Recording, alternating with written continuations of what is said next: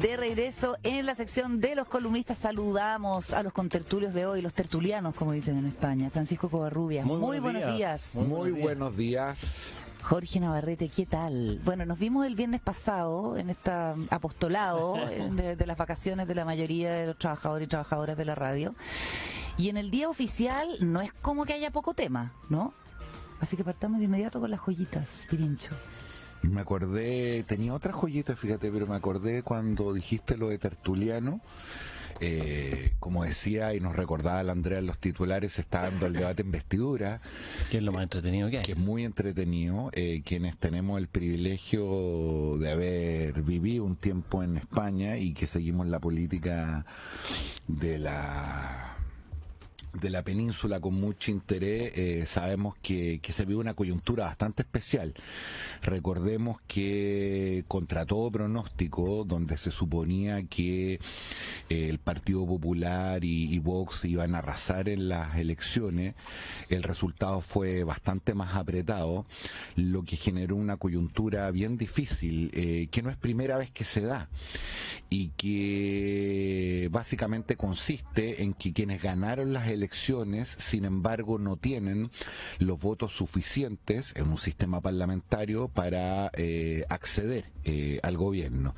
Y se inicia una larga carrera de negociaciones, sobre todo con grupos más bien pequeños, muchos de ellos vinculados al nacionalismo, y desde esa perspectiva lo que está ocurriendo es que hoy día vamos a tener un debate donde probablemente no se va a contar con los votos, y lo que correspondería en este caso es que el rey le encarga a la segunda fuerza política, que vendría siendo el Partido Socialista Obrero Español, tratar de constituir gobierno. Y en las monarquías parlamentarias cuesta tanto entenderlo, pero es como una especie de letanía que puede durar muchos días. Depende por país, porque en el caso español tiene un corte, porque en el caso español el primer mandato requiere mayoría absoluta, que son 176 votos. Ajá. En el caso del segundo mandato basta la mayoría simple, y por lo tanto se da un corte. Acuérdate, en Bélgica que estuvieron 550 días sin gobierno, porque esto se pospone y se pospone. En cambio aquí ya se zanja, y la pregunta es cómo se va a zanjar. Claro, porque podría ocurrir bajo ciertas circunstancias, y que no diera el raspado de la olla, como diría el senador Moreira, que tampoco estén los votos para que el Partido Socialista Obrero Español pueda. Se supone que los tiene listos. Se supone. Y son votos espurios, porque son los votos de los independentistas. Se supone, pero a propósito de ciertas exigencias que se le hizo al PSOE, como se le había hecho antes, y la negativa de pudiera ocurrir que no. Digo todo esto porque hay una tercera posibilidad, y es que frente a la imposibilidad total de que haya acuerdo de ninguna de las dos principales fuerzas políticas, hay que llamar a elecciones nuevamente.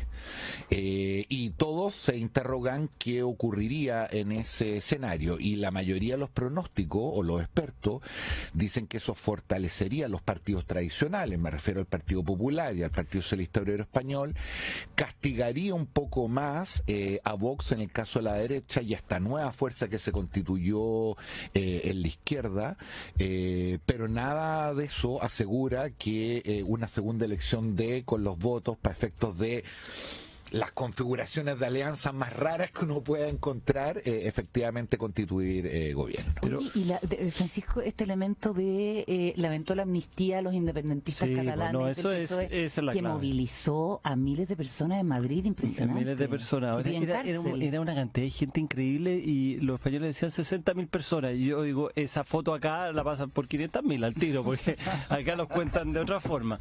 La verdad es que la castellana es más ancha que la alameda. Sí. Pero, mira, la verdad es que ¿por qué nos interesa tanto la política española? Además de porque nos tocó la suerte de vivir en España, pero porque tiene mucho parecido a lo que pasa en Chile, digamos, en muchos sentidos, desde la dictadura, la transición, en fin, todo tiene un parecido. Y el problema que tenemos acá es que el Partido Socialista, liderado por Sánchez, lo que está haciendo es juntarse con quien sea para hacer gobierno, con quien sea, porque la verdad es que aquí necesita todos menos el Partido Popular y Vox. Y el con quien sea implica también con los independentistas, quienes en el fondo llamaron al referéndum sin poder hacerlo y quienes están prófugos de la justicia. Y eso es súper complicado. ¿Y por qué entonces empieza tiene una cierta analogía con lo de Chile, con decir con quién se junta la izquierda y con quién se junta la derecha? Y el problema es que habrían algunos votos, como el del Partido Nacionalista Vasco, que diría yo por el PP estaría dispuesto, como alguna vez lo hizo, pero con Vox no estoy dispuesto. Hagan las analogías que quieran, pero acá en Chile también existe eso. Uno en Chile Vamos, el otro republicano, etcétera. Y sería muy grave que el Partido Socialista realmente haya acordado y está todos los días dando a entrever que ya está acordado esto, que es decir, ustedes, Junts por Cataluña, me apoyan y yo hago la amnistía. Sería súper complicado, pero todos los indicios dicen que vamos hacia allá. Y yo tengo dudas, fíjate, ya la vez pasada, a propósito también de Pedro Sánchez, se generó un debate de esta naturaleza, no eran tan obligatorios ni urgentes los votos, y el Partido Socialista tuvo una opinión bastante dura y soslayó esa petición y esa suerte de chantaje. Entonces, habría que ver. Pero los diarios españoles lo están dando como ya un hecho, tanto así que salió Felipe González a criticar duramente con Guerra, que había sido su vicepresidente, y esto ha significado también como por eso que tiene también un parecido, porque pareció como los amarillos cuando salieron, digamos, que no estaban de acuerdo con el rechazo, con el apruebo, digamos, es una cosa así, pero como que una decisión de unos pocos, de los más viejos, de los que ya, pero sigamos en las metáforas y en las similitudes. Lo de Felipe González no es nuevo. Felipe González es una persona que siempre ha mirado en menos a Pedro Sánchez.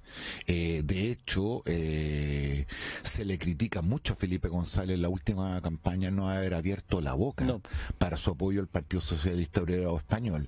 Y por lo tanto, al igual como ocurre aquí con algunos ex, como diría un Felipe amigo González mío, Ricardo Lagos, digamos. como diría un amigo mío, la política a veces se explica más por Freud que por Marx, a propósito de los maltratos, de la importancia que se te da en el debate público, en fin. Pero siguiendo con la similitud a propósito de Vox, todo el mundo cree que la elección fue más estrecha, entre otras cosas, por, yo diría, un buen manejo económico del gobierno de Sánchez en un momento difícil en Europa.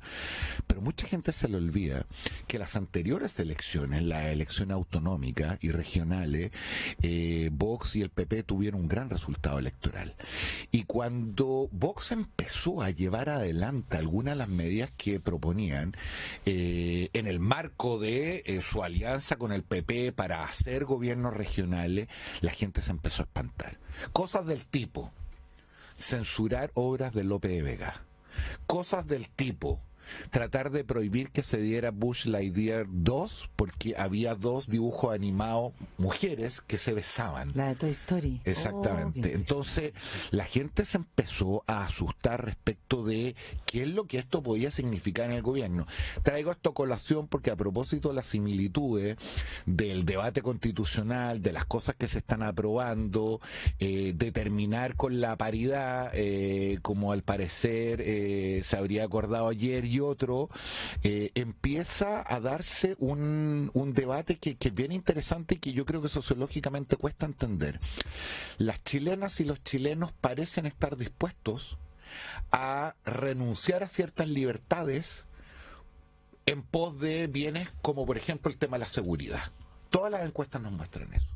Sin embargo, cuando se trata de ciertas restricciones a las libertades que tienen que ver más bien con la intimidad, con las decisiones de carácter valórico moral, incluso en el ámbito más bien familiar, se genera altísimos niveles de resistencia. Pero siguiendo con la similitud y ahora una diferencia, el Partido Popular está cargando con Vox como un lastre, esa es la verdad, y en algún momento Vox incluso pudo haber hecho el sorpaso hace ya 5 años y ahora fue una relación de 1-4 más o menos. O sea, el Partido Popular es mucho más que Vox, pero sin embargo Vox se transforma en un lastre, y pese a eso, y aquí viene la diferencia con Chile, pese a eso lo que tenemos es que el Partido Popular ha marcado su identidad. Ha dicho Vox, ustedes son otros y después veremos si los necesitamos. Y eso ahí veo una diferencia con lo que ocurre absolutamente. Porque Chile Vamos, salvo la irrupción de Matei este fin de semana, que de hecho era mi joyita y la podemos fusionar, digamos. En general, Chile Vamos ha sido un vagón de cola republicano Estuvo sobre con la conductora el día domingo. Oye, larga entrevista hicimos en Tolerancia Cero. Ya, porque uno ve la imagen de Evelyn Matei en el escenario cuando José Antonio Kast gana la primera vuelta, o sea, pasa a la segunda vuelta, y ahí está Evelyn Matei dándole su apoyo, y ahora es evidente que lo que trata de hacer es diferenciarse de José Antonio Kast, que él se quede con el, comillas, cachito del Consejo Constitucional, mientras ella despega, digamos, alejándose de este proyecto fallido. ¿Profundizamos en eso o tu joyita, Francisco? Es que era mi joyita, así que hacemos una transición gradual. Juegan de memoria ustedes. Vamos a una transición gradual. La verdad que yo traía mi joyita porque a propósito de eso y a propósito de otra cosa, voy a ponerle otro ingrediente a la sopa, es la reunión secreta entre el Partido Socialista y Renovación Nacional y la UDI. Que ha generado en algunos casos un escándalo vía de la Carrera, el diputado de la Carrera, diciendo que aquí apareció la cocina, cosas, y otra gente. A mí me parece que eso es parte central de la política, y es más, cuando ya el proceso anterior estaba en camino al fracaso total, hubo reuniones secretas entre la UDI y el Partido Socialista, que son los dos partidos más institucionales que tiene el país, sin lugar a dudas. Y esas reuniones secretas, porque más que secretas, no públicas, digamos, lo que trataron de hacer es decir, bueno, y en caso de que se rechace, ¿qué hacemos? Es decir, preparar un camino. Qué importante en política preparar los caminos, conversar. Eso no significa ni claudicar, ni venderse, significa conversar y ver los escenarios. Y dado que este proceso va camino al fracaso como va, me parece súper importante eso. Ahora, eso se alimenta con la irrupción de la líder de Chile Vamos, que empieza a generar un discurso totalmente distinto al que han sido los consejeros y distinto al que ya había anunciado Macaya, que ya se había jugado por el a favor. Ahí yo creo que se está generando un cierto problema, porque hay una sintonía que no hay una gran sintonía entre ellos, y me parece que esto necesariamente tiene que ver cómo resolverse en el cortísimo plazo, porque ¿a dónde vamos a estar? ¿Dónde va a estar Chile Vamos? ¿Va a estar en a favor? ¿Va a estar en contra? ¿Va a estar a favor si es que ocurre tal cosa? Ahora tienen que entrar los expertos. ¿Qué es lo que va a ocurrir si los expertos empiezan necesitan 3/5, ¿cierto? Y si dan los 3/5 para sacar enmiendas que han puesto los republicanos, entonces eso le dan la excusa a los republicanos para bajarse del proceso y decir, esto yo ya no lo quiero. En fin, yo creo que estamos en un proceso súper líquido, digamos, y esa liquidez, me parece que el rol de Evelyn Matei y la irrupción de este fin de semana es bien central. El libreto de la UDI frente a la irrupción de Matei es que es valioso el llamado de atención que ella hace y que no hay plan B, que el partido se juega porque se llega a un entendimiento. Hoy día lo refrendaba la senadora de la UDI, Luce Bensperger, con quien conversamos en la mañana. Es una salida más o menos, ¿cómo la ves tú, Virincho? Bueno, yo escuché la entrevista en la mañana que le hiciste a la senadora y yo creo que hay tres cosas que hay que meter en esta juguera. Lo primero tiene que ver con un fallo de cálculo de Republicanos. Republicanos siempre sostuvo la tesis, después de su triunfo electoral, que cualquiera fuera el resultado, esto era una ganancia para ellos, un win-win. Si se aprobaba un texto constitucional con sus enmiendas, por supuesto, reemplazaban la constitución de Pinochet por la constitución de Kast, por decirlo de manera metafórica. Si por el contrario se rechazaba, ellos siempre estuvieron en contra de este proceso y se mantenía la constitución del 80. A poco andar, sin embargo, se dieron cuenta que la responsabilidad que le entregó la ciudadanía tenía una carga, y por lo tanto el hecho de que esto saliera mal no iba sino a afectarlos políticamente, no solamente en relación al proceso, sino a las señales de mayor gobernabilidad, conducción que requiere la derecha y particularmente Kast para enfrentar la elección presidencial. Solo eso explica el aumento sistemático de Evelyn Matei contra la baja de José Antonio Kast. Hay un segundo elemento en la juguera, que yo creo que la UDI se apuró. Bien lo decía Francisco a propósito de las diferencias con España. Aquí la UDI, a diferencia de lo que había tratado de hacer Renovación Nacional y Evópolis, la UDI en un momento le impactó el desangramiento. Todos los días se les iban militantes a republicanos y creyeron, a mi juicio, de manera equivocada, que la forma de contener ese desangramiento era endurecer sus posiciones al punto tal de casi asimilarse con republicanos. ¿Te hago un paréntesis? Sí. Que es el proceso inverso que ocurrió con la centroizquierda en el proceso anterior. Absolutamente. Que jugar a ser más duro que los duros, digamos, más radicales que los radicales. Y lo que se le olvida a los políticos es que cuando la gente vota, esto es como el café. Uno vota por el café, no vota por los sucedáneos. Si ya tengo la versión original, ¿para qué voy a estar buscando copias? Y en este proceso yo creo que esa frase no te la conocía, Pirincho. Es nueva, ¿eh? Uno vota por el... Pero déjame pensar que ando medio dormido. Uno vota por el café. Por el original. Si tenía la mano el original. Y no voy a poner las marcas sobre la mesa porque nos pueden demandar, pero todos sabemos cuál es el café y cuáles son los sucedáneos. Que me acordé de un señor que vendía café en el estadio cuando era chico y gritaba café. Obvio, y lo vendía en máquina. En máquina. Y en esa clave yo creo que se apuró un poco la UDI, particularmente el presidente Macaya, cuando hizo nosotros vamos a trabajar. Fue muy raro eso. Por el triunfo de la favor. De la favor, como si esto estuviera jugado.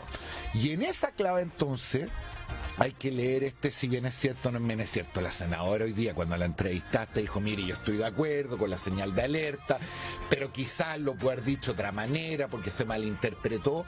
Ahora, hay algo en lo cual la senadora tiene razón, y es que esto que rescata Francisco, que es muy importante, que es la capacidad de prevenir, de anticipar, de tener planes B, C y D, es mirado como un anticipo de un acuerdo de la clase política para efectivamente ir hacia el rechazo. Es parecido. ¿Y qué alternativa queda? Si esto se rechaza por un 60%. No estoy haciendo un juicio de valor, simplemente digo la percepción. Es muy parecido al rechazo para reformar de la vez pasada, cuando se tomó la decisión de bajar el quórum de los 2/3 a los 3/5, de bajarle los costos a la decisión del rechazo. Aquí ocurre un poco lo mismo. Entonces, eso obviamente engrifa a republicanos, porque ahí se dan cuenta que se quedan solos, y en ese contexto el peor escenario, el que describió Francisco muy a la pasada, pero que probablemente generaría mayores problemas, y es que los expertos propongan rechazar o retirar algunas de las enmiendas que ya se aprobaron, y eso le dé la excusa a republicanos. Exacto. Que hoy día no tiene ninguna excusa, a diferencia de la izquierda, que sí tiene excusas para rechazar, para decir, miren, hasta aquí nosotros nomás llegamos, en el fondo este muerto ya no es mío y con esto salimos. Nosotros queríamos otra cosa, esto ya lo cambiaron y por lo tanto nosotros no salimos. Entonces habría una buena excusa y de hecho yo creo que sería un escenario que a ellos no les disgustaría para nada. Es decir, acá hasta la casta, entre comillas, usando el término que usa Milei, y acá entonces nosotros no salimos de aquí. Entonces se está jugando un partido que puede tener mucha salida, digamos, la política, pero en esencia lo que estamos viendo, es decir, todas las piezas que se pueden jugar en distintas direcciones, pero a mí me parece que hay una cosa muy clara: Chile Vamos hasta ahora no ha tenido un rol identitario respecto a republicano en absoluto en este proceso, y eso le va a pasar la cuenta sin lugar a dudas. El análisis de política y actualidad en la sección de los columnistas hoy con Francisco Covarrubia. Jorge Navarrete, se nos incorpora Quique Mujica en el siguiente bloque. De regreso a la sección de los columnistas junto a Jorge Navarrete y Francisco Covarrubia se nos incorpora Quique Mujica. ¿Qué tal, Quique? Buenos días. ¿Qué tal? Muy buenos días. Jorge Navarrete proponía conversar de los dos proyectos importantes que ingresan este viernes al Parlamento. La ley de presupuesto, ni más ni menos, va a haber cadena nacional del presidente Boric el jueves en la noche, y también el proyecto de veto a la ley de usurpaciones. Pirincho. Sí, partamos por los segundos, si te parece, Carola, porque, a ver, este es un proyecto que, como sabemos, es refundido de un par de iniciativas adicionales, donde lo que básicamente se intenta regular es la situación que ocurre cuando un grupo de personas se toma de manera ilegal un predio de carácter privado, que ha sido una cuestión muy sentida, no solamente en la zona sur, a propósito del conflicto mapuche, sino en general respecto de muchos propietarios que ven que sus terrenos son virtualmente tomados, prácticamente urbanizados, sin su consentimiento, y en muchos de estos lugares, estoy pensando en ciudades del norte y otras, además esto está vinculado al crimen organizado por el rol que estos grupos ejercen desde el punto de vista de la urbanización, del control de estos lugares, en fin. Pues bien, después de una larga discusión se aprueba un proyecto y sin embargo el gobierno toma la decisión de vetar. ¿De vetar qué? De vetar lo que parece una cuestión extraordinariamente compleja, que es, como diríamos los abogados, institucionalizar la autotutela, es decir, darle un rol a los privados que permitan los hechos reemplazar a la policía, especialmente en el uso de la fuerza. ¿Y en qué aspecto en específico? En el sentido de que, como está garantizada la legítima defensa, la flagrancia se hace extensiva y por lo tanto el problema no es que una determinada familia, una persona repela un ataque o un intento de toma, sino que podría ocurrir, por ejemplo, que un predio que se tomó sin ninguna resistencia, 4 meses después, 3 meses después, volviera el dueño, incluso con terceros, y usando armas, por ejemplo, intentara sacar a estas personas del lugar. Es un tema bien complejo porque yo creo que se ha cruzado con otro tipo de debate. El PC, entre otras cosas, propuso que se reemplazara la pena de la cárcel por la multa, cosa que yo creo que ni siquiera el gobierno está de acuerdo en eso, pero parece razonable ver cómo mantenemos una ley que cumpla su objetivo, que tenga penas altísimas, que permita a los propietarios defenderse de manera inminente en una toma, pero que al mismo tiempo resguarde la posibilidad de que esto no sea la institucionalización de una manera de legitimar el uso de la fuerza de civiles contra civiles, sobre todo cuando no estamos frente a un delito flagrante o a la inminencia que significa una determinada toma. Oye, pero esto, mira, junio del 2022, entrevista al Mercurio del Paraíso Carlos Montes, le preguntan por las tomas. Dice, hay tomas públicas y privadas, las tomas privadas las tienen que resolver entre privados. Él fue súper polémico. Dio pábulo a esto, porque yo estoy en contra de esto de la autotutela, pero cuando uno ve los casos, te dicen la indefensión, la ausencia del Estado. Es tontera que Carabineros va, dice, ¿hay alguien acá? No, le dicen ya, y se van porque no hay nadie. Entonces, pero ahí Carlos Montes dijo y abrió todo un debate respecto a quién resuelve esto, porque los privados pueden decir, bueno, si el Estado me está diciendo que no me puede resolver el problema, lo voy a resolver yo, que es fatal, eso puede terminar. Pues la ley había que cambiarla, yo creo que en eso hay de acuerdo. Pero esto tiene un antecedente previo, que es el actual presidente Boric cuando era candidato. Varias veces lo dijo que nunca se iba a desalojar una toma si no era por vía de diálogo.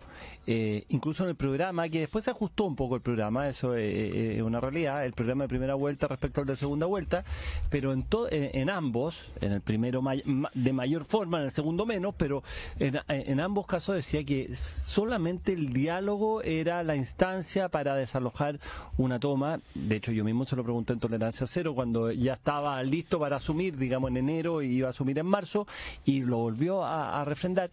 Entonces, estamos hablando de un tema muy sensible para el mundo de la izquierda, que son las tomas, porque asumamos que parte de las poblaciones que hoy día existen en muchas ciudades han sido inicialmente tomas. La Victoria, por lo pronto. Sí, y muchas otras, y muy emblemáticas, etcétera. ¿Y PC no le gusta nada el contenido? No, entonces, por eso es que esto conflictúa a la izquierda, conflictúa a la coalición oficialista, conflictúa al propio presidente, y frente a una opinión pública que hoy día es mucho más rigurosa, digamos, porque los vientos cambiaron y hoy día considera que esto es inaceptable, y es inaceptable porque, como decía Pirincho, acá hay negocios detrás de esto, acá hay gente hay mafia que están lucrando, hay segundas viviendas, o sea, esto ni siquiera es la gente, hay segundas viviendas, hay tomas de lujo, hay tomas narco, hay de todo, y por lo tanto la pregunta es las funciones esenciales de por qué surge el Estado, estamos hablando de los contractualistas del siglo XVII, es para defender la propiedad privada. O sea,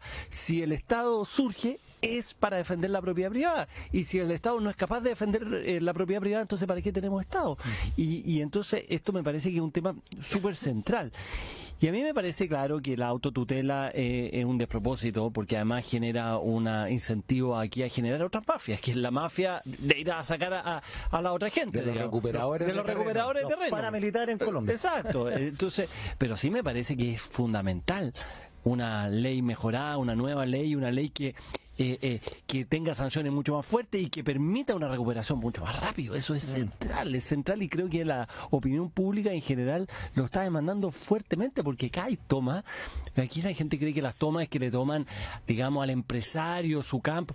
No, acá hay tomas todos los días en todas partes, gente que llega a su casa y está tomada, es una casa en una población claro, llega la gente a su casa y está en una inmediata, pero que en Puente Alto llega a su casa y está tomada, y no es cómo sacar a esa gente. Oye, pero mira, yo entrevisté a Valentina Correa, la hija del empresario, de Alejandro Correa, el empresario asesinado, y me contaba que le pregunté, bueno, supongo que después de la muerte de tu padre, que fue bastante pública, tremendo, pararon las tomas, aumentaron. Los tipos dijeron, lo mataron, vamos todos, sigamos, pues ya está muerto. Así que siguieron entrando. Entonces me decía, es impresionante cómo esto no amedrentó a nadie, no fue disuasivo, sino que les dio lo mismo y siguieron tomándose el terreno. Increíble. Cuando fue la declaración de Carlos Montes, que recordaba Francisco, Valentina Correa mandó una carta diciendo, nosotros hicimos todo lo que la ley nos dijo que teníamos que hacer. Recurrimos una y otra vez a Carabineros, a los tribunales. Y si la verdad es que el ministro piensa que nosotros tenemos que ir y sacar por nuestras propias manos, bueno, hay un problema. O sea, yo creo que el diagnóstico de la necesidad de la ley está claro. Lo que tiene que consensuar de partida el oficialismo es el alcance de la negociación con la oposición, y para eso la reunión mañana en Cerro Castillo va a ser clave para ver cómo siguen las conversaciones que encabeza la ministra Carolina Toa. Hoy día la senadora Mensperger dijo que ojalá se llegara a un acuerdo, que había algo de disposición, la UDI generó una serie de condiciones para avanzar en esto. Aparentemente la intención de conversar está, pero está difícil porque es como la cuadratura del círculo. Ahora, a propósito, estábamos hablando de España. En España existen los antiocupa, son empresas de unos gorilas que miden 150... Antiocupa. Sí, y los sacan, pero de una oreja. Y deben ser más aterradores que los... No, son aterradores. Y lo otro, estuve viendo, hay un programa muy bueno en Antena 3 que se llama... que es de reportaje, equipo de investigación, y entonces muestran cómo a la gente que le ocupan los departamentos, porque también ocurre esto fuertemente en España y también hay un proceso muy largo, entonces la gente... Es por la crisis de vivienda, claro, exacto, y entonces la gente sale hagamos cuenta que Pirincho se ocupa un departamento, sale a comprar el pan y llegan estos gallos y entonces se meten y en un departamento le ponen una puerta de fierro sobre la otra puerta, con lo cual no puede volver a entrar. Y lo sacan para afuera, lo amenazan, les pegan. O sea, esta empresa podría llegar a Chile ahora con esta ley. Seguramente, pero me temo que... Va a comprar la franquicia. Me temo que en España está un poquito más formalizado en España. Lo que pasa es que lo complejo, y como decía la Carola, nadie duda de la necesidad de esta ley, porque el diagnóstico que hay detrás de la proliferación de las tomas y la dificultad para sacar a las personas que incurren en estos actos es justamente la ausencia de Estado. No solamente en el momento presente, sino que después. La pregunta razonable es si la manera de resolver esta cuestión es consolidar e institucionalizar la ausencia del Estado. No, claro, estoy de acuerdo. Y por lo tanto, desde esa perspectiva, a mí me parece razonable, no solamente que haya penas de cárcel, me parece razonable que las personas que defiendan su determinado terreno se puedan amparar en la legítima defensa, incluso la legítima defensa privilegiada cuando están dentro de su propiedad. Pero eso tiene que ver con una situación inminente. El hecho de ya en frío, pasado semana, poder organizarse con terceros para volver en ausencia completa de un procedimiento policial, a mí me parece extraordinariamente. Me acordé de otra anécdota, perdonen que hoy día me estoy acordando de cosas, pero una vez fui en Estados Unidos, en Phoenix, a la casa de una persona que una persona que vive ahí, y entonces le dije, qué lindo estos barrios que no tienen reja entre una casa y otra, no hay rejas, digamos, en Estados Unidos. Me dijo, mira, mi vecino tiene un bazooka, el otro tiene un no sé qué, el otro de asalto. Nadie en Phoenix se mete a una casa, porque tú sales muerto, pero simplemente tienes que mandar un mail para decir acá vengan a buscar, digamos, acá, pero no tienes que hacer nada, digamos. Es parte de eso, pero acá es muy distinto porque la ley consagra esta posibilidad de recurrir con terceros, y eso es lo que es muy grave. Ahora las mafias es indignante cómo operan, ¿eh? Incluso llegan con estos peritos que lotean los terrenos, que miden geomensura, no sé cómo se llama. Llegan ahí, lotean, incluso algunos, me comentaba no sé quién, que ya en algunos tomas ya empiezan en la botillería, el supermercado, y se arma una ciudad completa. Servicios, digamos. Claro. No, y no solo eso, en el norte hay un par que tienen hasta retenes móviles en el verano, y que a mí me tocó no ir en verano, ir en invierno, completamente vacío, pura segunda vivienda. Y una toma. No, y de una toma, y de repente... Puerto Viejo es un y ejemplo antiguo de... Vaya en auto y hay 2 o 3 personas circulando en motos de 4 ruedas, y tú te das cuenta que son quienes están cuidando, que son probablemente pagados por el narco. Y tú preguntas, esas poblaciones están vacías todo el año, nadie se atreve a robar nada por razones obvias. Y esa es la tragedia de esta cuestión. La tragedia de esto, algo que ninguno de nosotros se atreve ni siquiera a decir públicamente. Y es que las personas que incurren en este tipo de tomas le tienen mucho más miedo a la represión de los propietarios, los terceros civiles, claro, que a la de Carabineros. Y por lo tanto, cuando se consagra que lo disuasivo es la venganza o la autotutela mucho más que la fuerza socialmente organizada y monopolizada por el Estado, estamos en un serio problema. Sí. Y esto hay que tener en cuenta que se ha incrementado fuertemente por el hecho de la llegada de tantos inmigrantes. Esto es un dato, porque aquí obviamente... obvio, porque si llega mucha gente, no hay vivienda y por lo tanto ya se ha arrastrado un déficit, pero cuando entran 600, 700, 800 mil inmigrantes, esa gente tiene que vivir en alguna parte. Claro. Y por lo tanto ahí hay un factor que ha contribuido a este tema. Dejemos algunos minutos para comentar la otra ley que entra el viernes, que es la ley de presupuesto, y la intención explícita de algunos en la oposición de pedir la renuncia a la directora de presupuesto, Javiera Martínez. ¿Cómo lo ven? Marily Luders decía que le parecía una irresponsabilidad pensar en algo así al momento de debatir el presupuesto que redactó la propia Javiera Martínez. Sí, a ver, yo tengo breve a modo de titulares, varias consideraciones. Uno podrá tener objeciones distintas respecto a este gobierno y particularmente a Hacienda, pero si hay algo que yo creo que hay que valorar profundamente en el ministro Marcel, el esfuerzo por control de gasto que ha venido ejerciendo, que asumió este gobierno, que después de una época muy dura y muy difícil, retiros mediante, pero más allá de eso, la cantidad de transferencias, traspasos directos e indirectos, un esfuerzo significativo, entre otras cosas en el control de la inflación, justamente tiene que ver con un mayor control del gasto público y los números que hemos visto. Dicho eso, este es un presupuesto que creo que está marcado por a lo menos 2 cosas bien evidentes. La primera tiene que ver con el escándalo convenio y fundaciones, donde evidentemente se requiere, más allá de las noticias judiciales, de la investigación y la sanción de los culpables, corregir un conjunto de vacíos que permitieron que esta situación se diera. Y como decía la senadora hoy día en la mañana, es importante que estas cosas no caigan en el olvido, y no solamente desde el punto de vista la investigación, sino de la previsión que tiene que hacer el gobierno y el Parlamento para justamente corregir. Y en ese marco, me parece, está la discusión sobre la directora de presupuesto. Yo les confieso que creo que el ministro Marcel se pasó 3 pueblos y medio cuando dijo que esta era la mejor directora de presupuesto de prácticamente toda la historia del mundo mundial. Incluido él, esa fue la parte más graciosa. Incluido él, efectivamente, que fue un gran director de presupuesto, como todos sabemos, de la época de Izaguirre. Pero una cosa es haberse pasado 3 pueblos y otra cosa es estar en presencia de una funcionaria que uno, más allá de los errores que ha cometido, que algunos de ellos no son pocos, cargo tenga que pedir su renuncia, y más todavía en el marco de la discusión presupuestaria.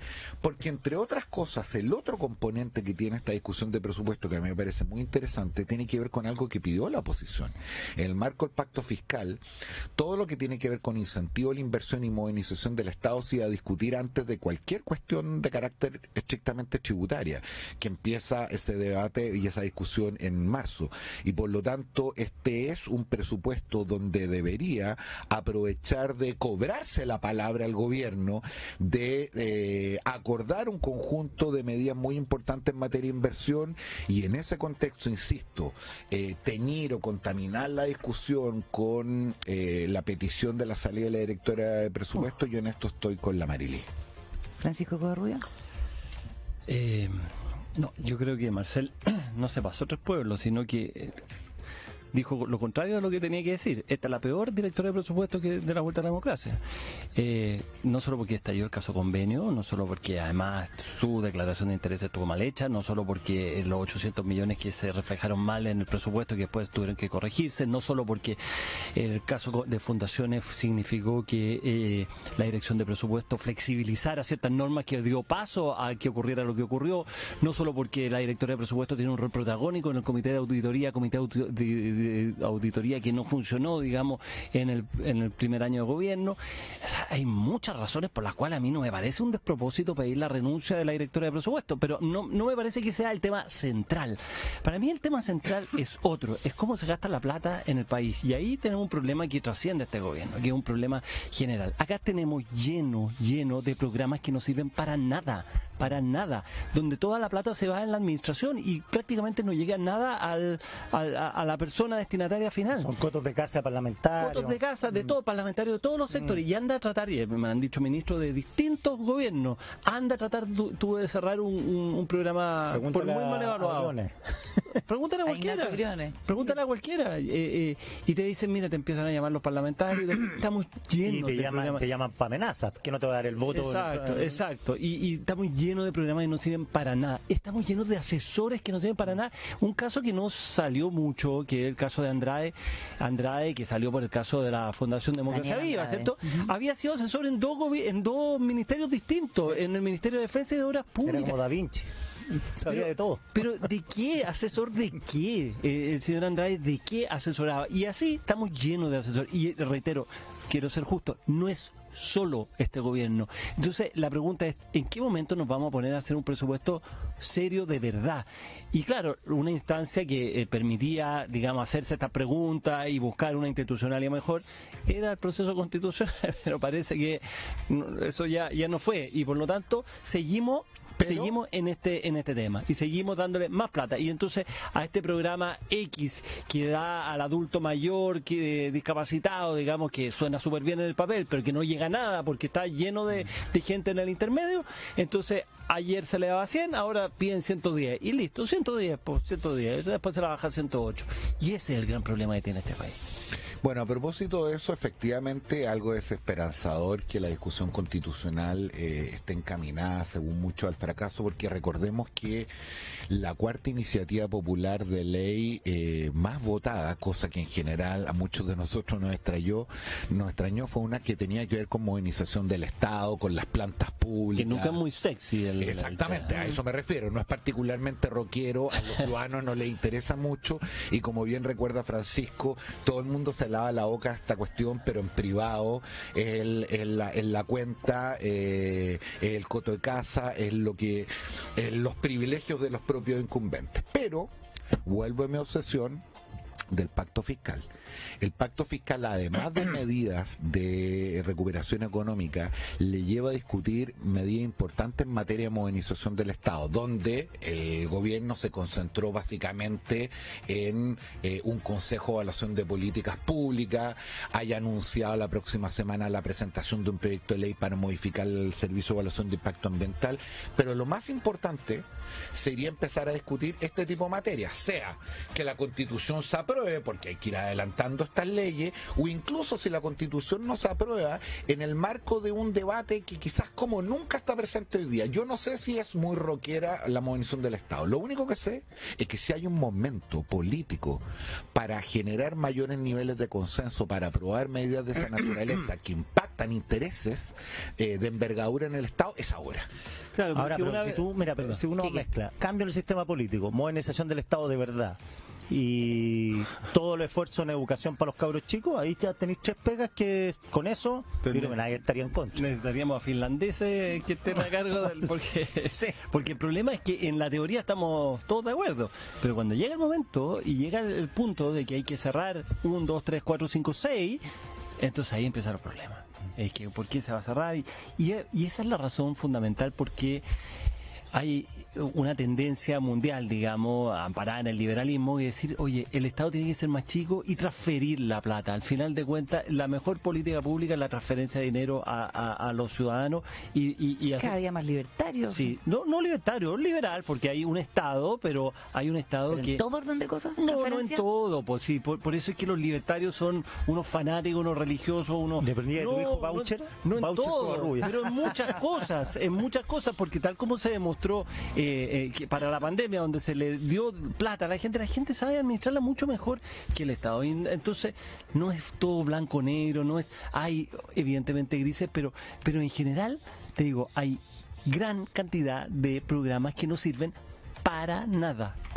Y que están replicados, es verdad. Bueno, vamos a ver si es que la oposición valora el intento del gobierno por darle mayor transparencia, eficiencia, y hay que ver lo que presente en definitiva.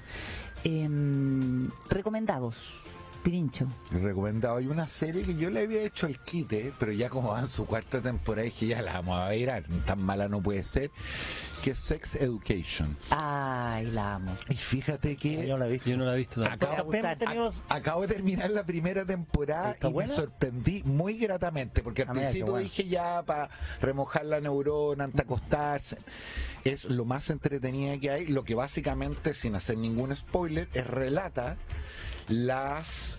todas las aproximaciones teóricas, físicas, intelectuales, familiares, colegiales respecto al fenómeno de las relaciones humanas y particularmente las relaciones sexuales. Pero en adolescentes, en adultos, cómo esto se cruza, los traumas, cómo uno se ve reflejado de manera muy graciosa en algunas cosas, o cuando era más joven, o cuando ya no lo es tanto como ahora. Acabo de terminar anoche la 1ª temporada, espero, porque suele ocurrir con las segundas, terceras y cuartas que no son tan buenas como las primeras, pero le vamos a seguir haciendo empeño a Sex Education en Netflix. En Netflix se acaba de estrenar la 4ª temporada y el protagonista es un chico que se llama Otis y que su mamá es una terapeuta sexual interpretada por Gillian Anderson, la más grande del mundo. Gillian Anderson, Archivo Secreto de X, y él está... La mamá es completamente insoportable. Es demasiado buen personaje, yo la amo.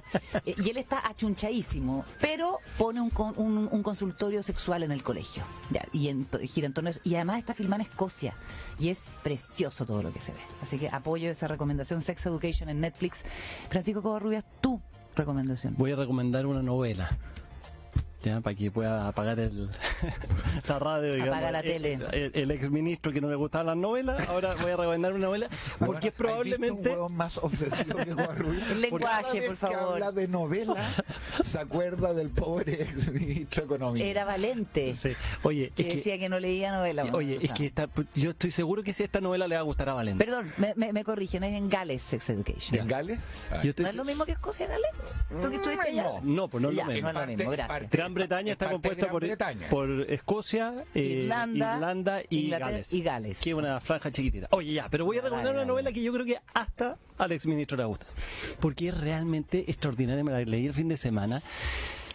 Premio Strega 2020. Strega es el premio más importante de Italia de literatura, y esta ganó el 2020. Yo no lo había leído y afortunadamente, recomendación de mi mujer, a quien le agradezco. Un saludo, mamá. Un saludo. Un saludo a Carmen. Estupenda. Realmente fue súper buena recomendación, porque es de los buenos libros que he leído en el último tiempo. Se llama Colibrí.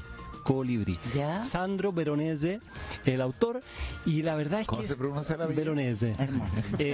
La verdad es que es una novela que es un poquito dramática, pero muy bonita la novela, que está en distintos tiempos, pero se ha fijado esas novelas que van en distintos tiempos, pero que es un enredo, porque uno no sabe. No, esta parte el capítulo con el año donde está hablando, digamos, y por lo tanto es muy fácil de seguirla, con WhatsApp entre medio, con carta, o sea, inserta en la novela WhatsApp, carta y todo, y configura una historia llena de emotividad que realmente se lee extraordinariamente bien. De verdad que hacía tiempo que no tenía tanto entusiasmo por una novela como la que tuve este fin de semana leyendo Colibrí. Así una que se lo bellísima recomiendo. novela sobre el amor, la superación y el optimismo. Sí. Los haters no les va a gustar esa Sí, pero es un poquito dramática, pero no muy dramática. ¿Ah?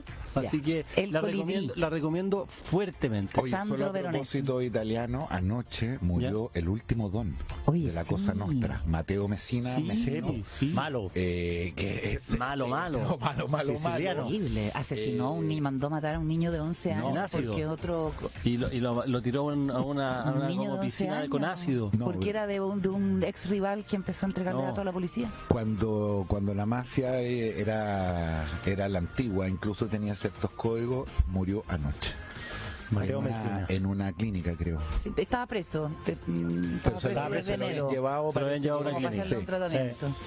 Quique, ¿tienes recomendado? Sí, hoy yo día? tengo un recomendado medio friki, pero igual lo recomiendo. Estaba leyendo una investigación del Centro para el Control y Prevención de Enfermedades de los Estados Unidos, que es un organismo estatal súper calificado. Entonces dijeron, bueno, tenemos demasiado esto, hagamos un estudio sesudo, importante, sobre las verduras y frutas que son las más power, las mejores. Ya, a ver, ¿Para tírate. engordar o para Me adelgazar? encantan las ¿qué tienen? recomendaciones food. Tírate. Quique. Potasio, fibra, proteínas, calcio, todo. Entonces el alimento perfecto. Ya, vamos viendo la lista. A ver, El primer lugar, el berro.